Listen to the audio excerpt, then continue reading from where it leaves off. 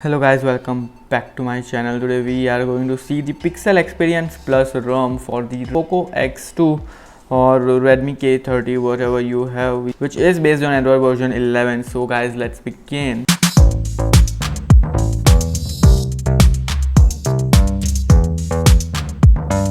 So as you guys can see here, it is the Android 11 ROM and it is the official version.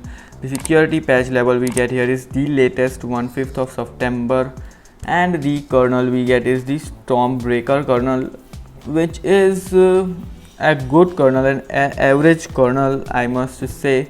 Then going back, this is the settings. The ROM here is pretty much stable. It's more like a stock Android and there are not many customizations available in this ROM. It's close to stock Android like the Pixel ROM which you get in the Pixel phones.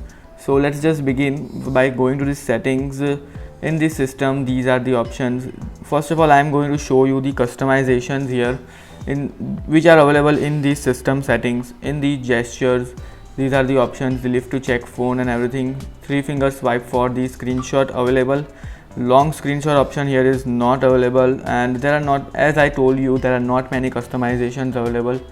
So the long screenshot feature is not available on this ROM.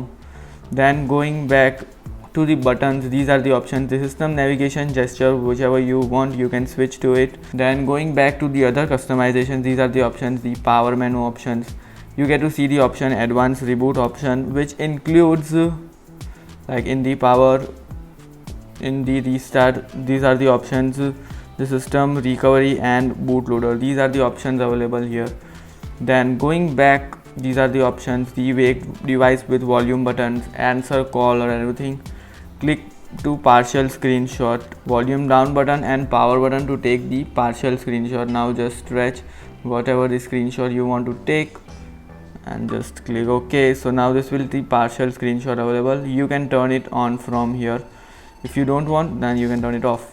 Going to the status bar options, you get to see the network traffic indicator.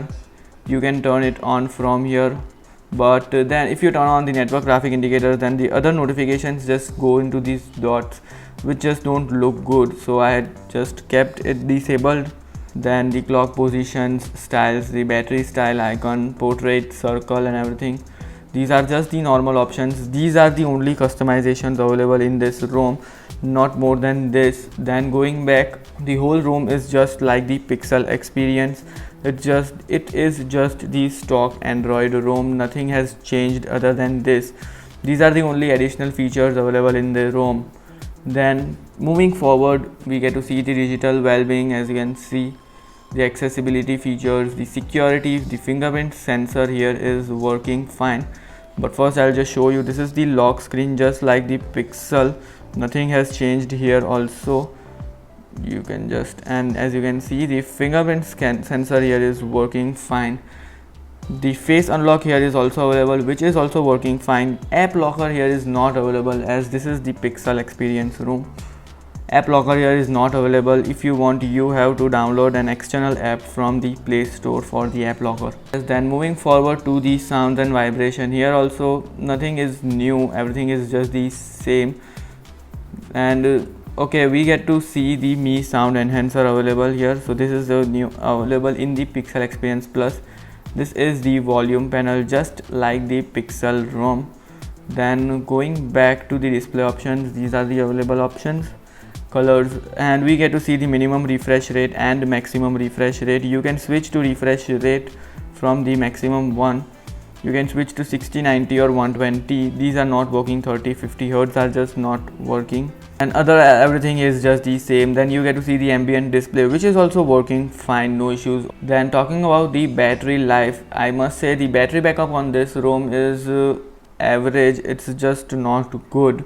This is the battery usage from 90% to 76%, and the screen on time here is 57%. There are other examples I'll show you. To charge from 32% to 90%, it took 56 minutes. So yes, charging time here is great, but the battery backup we get here is from 84% to 21%. I got only 3 hours and 31 minutes of screen on time, which is not just good battery backup for me. And from 75% to 38%, it's only 2 hours and 13 minutes. So the battery backup on this ROM is just not that great, it's just average. Going to the home screen, this is the home screen, and on swiping right we get to see the Google feed. This is the home screen, the Pixel launcher we get to see, and on tap and hold these are the options, the styles and wallpapers available. These are all the Google wallpapers available, Pixel wallpapers, the styles, and these are the grids option. These were it. Talking about the quick settings, these are the quick settings toggles available, the Wi-Fi, mobile data, everything here is working, and the screen recorder we get to see here, which is also working fine. We get to see nearby share, dark theme toggle here is available, and in the edit these are the external toggles available. So these were the quick settings panel. Then talking about the camera, the by default camera we get to see here is just the normal basic camera available here, as you can see, which is in fact working, but I had rather prefer to use the Google camera, which is working absolutely fine on this ROM.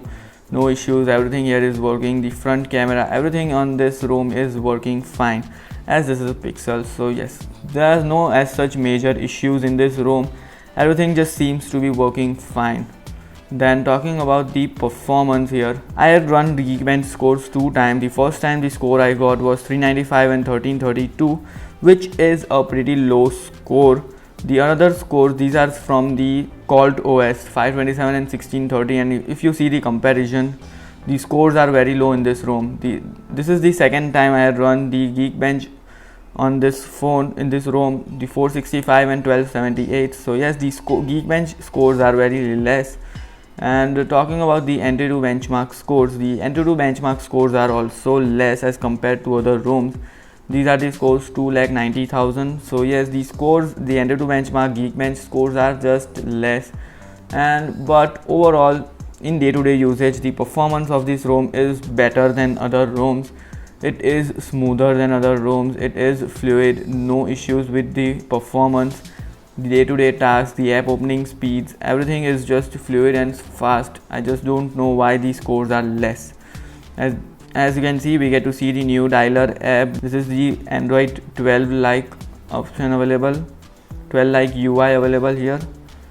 Then talking about the safety net status here, as you can see, the safety net status has passed in this ROM, and all the banking apps are running perfectly fine. The Google Pay, Paytm, PayPal, everything in this ROM is working fine.